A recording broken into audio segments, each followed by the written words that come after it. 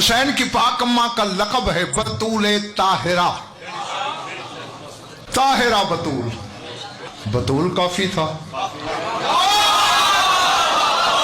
اب جنہوں نے ساری زندگی خیبر خندق ہجرت کے ارد گرد ہی سفر کیا ہے اپنی زندگی کا، انہیں تو واقعی نہ مزہ آ رہا ہوگا نہ کچھ سمجھ آ رہی ہوگی کہ غزن پر بول کیا رہا ہے. جو علمی جواہر سمیٹنے کے فن سے واقف ہو میری آنکھوں میں آنکھیں رکھنا. بطول خود بشری عورت نہیں ہوتی. یہ صرف بطول نہیں، بطول طاہرہ. مریم صرف بطول ہے.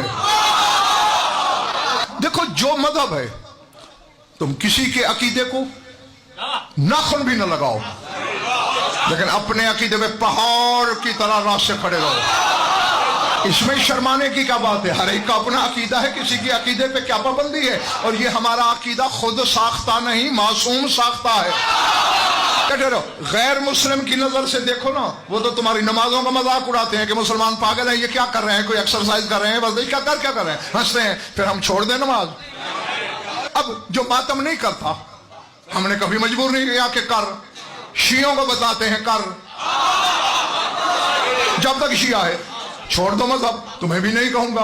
تو اب اگر شیعہ ہو سنو، بطول طاہرہ تیرے 5ویں امام سے پوچھا گیا، پھر قسم کھاتا ہوں 5 کی قسم، 12 کی قسم، 14 کی قسم، ان کے خالق کی قسم، مالک ارض و سما کی قسم، تقدیر اور رضا کی قسم، ذکر ذاکر مذکور مجلس منبر کی قسم، اپنی طرف سے کہوں یہودی ہو کے مروں کلمہ نصیب نہ ہو، مرتے ہوئے 14 کی شفاعت نہ ملے. اتنی بڑی قسموں پر جو منبر سے کھائی ہے، کوئی شیعہ ہونے کے باوجود شک کرے، پھر مجھے بھی اس میں شک ہے. ایک بندہ تیرے 5ویں امام سے پوچھ رہا ہے، لیما سمیت طاہرہ، مولا آپ کی پاک دادی کو طاہرہ کیوں کہتے ہیں؟ اب جس نے محمد و آل محمد کی حدیں مولوی کے کہنے سے بنانی ہیں وہ اٹھ جائے. جس نے مولا کا حکم سننا ہے وہ میرے آنکھوں پہ بھی قدم دے. مولا کیوں ہے طاہرہ؟ فرمایا لطہارتہا من کل رفث، میری پاک دادی ہر رفث سے پاک تھی. رفث کیا ہے؟ اگر بیٹھک دے رہا ہوتا کھول کے بات کرتا، مجلس ہے، میری مجبوری کو سمجھنا. اشارہ کروں گا اور انشاءاللہ سمجھ جاؤ گے، بس اشارہ. میں نے قرآن کھولا کہ اس سے پوچھو رفث کیا ہے. آیت بولی ڈیرے والو، احل لکم لیلۃ الصیام الرفث الی نسائکم. اللہ کہتے ہیں ماہ رمضان کے دنوں میں تو نہیں، رات میں تم رفث کر سکتے ہو، اپنی ازواج کو چھو سکتے ہو. کل ترجمے دیکھ کے آنا قرآن کے، سورہ بقرہ میں ہے. اگر غلط ترجمہ کر رہا ہوں صرف چٹ بھیج دینا کل ممبر پہ. اپنی زبان خود یہی کاٹ کے ممبر پہ رکھ کے نہ جاؤں میرے نطفے میں شک. رفث کا معنی ہے شوہر کا بیوی کو مس کرنا. اور آیت پڑھوں، الحج اشہر معلومات، اللہ کہتے ہیں حج کے مہینے معلوم ہیں. فمن فرض فیہن الحج، جس پر ان مہینوں میں حج واجب ہو جائے، فلا رفث ولا فسوق ولا جدال فی الحج، حج کے دنوں میں رفث نہ کرنا. چھونا رفث ہے. اور امام کہہ رہا ہے لطہارتہا من کل رفث، میری دادی ہر رفث سے پاک تھی. امام یہ بھی تو کہہ سکتے تھے لطہارتہا من رفث، رفث سے پاک تھی. کہتے من کل رفث. مریم صرف بطول.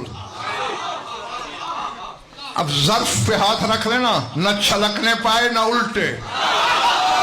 ایک جملہ کہنے چلا ہے، مریم بطول ہے، یہ بطول طاہرہ ہے، یعنی یہ رفث سے پاک ہے. مریم بطول ہے. میں نے پھر قرآن سے پوچھا یہ کیسی بطول ہے، اس کی بطولت کی حد کیا ہے؟ وہ خود کہہ رہی ہے میرے ہاں بیٹا کیسے ہو سکتا ہے؟ وَلَمْ يَمْسَسْنِي بَشَرٌ، مجھے کسی بشر نے مس نہیں کیا. جسے بشر نہ چھو سکے وہ مریم ہوتی ہے، جسے ید اللہ بھی نہ چھو سکے وہ فاطمہ ہوتی ہے۔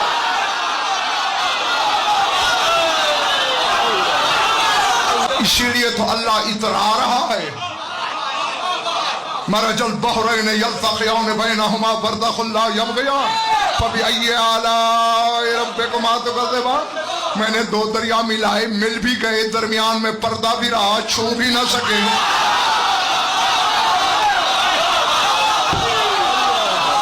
آگے کہتا ہے میری کس کس نعمت کو جھٹلاؤ گے؟ مالک اتراتا کاہے کو ہے؟ دو دریا ملائے، اب تفسیر تو بتانے کی ضرورت نہیں، یہ تو برادران اہل سنت کی تفسیروں میں بھی ہے۔ رسول سے پوچھا گیا وہ دریا کون سے ہیں؟ فرمایا ان علی و فاطمہ بحران عمیقان من العلم، علی اور فاطمہ اللہ کے علم کے دو گہرے سمندر ہیں۔ سرکار اللہ کہتا ہے بینہما برزخ، ان کے درمیان برزخ ہے، آڑ ہے، رکاوٹ ہے، حجاب ہے، پردہ ہے۔ وہ کیا ہے؟ قال انا ذالک البرزخ، فرمایا وہ برزخ میں ہوں۔ یہ مالک اترا کیوں رہا ہے؟ کہا کیوں نہ اتراؤں، چھوتے بھی نہیں۔ اور یخرج منہم اللؤلؤ والمرجان، اور لولو اور مرجان بھی آ جاتے ہیں۔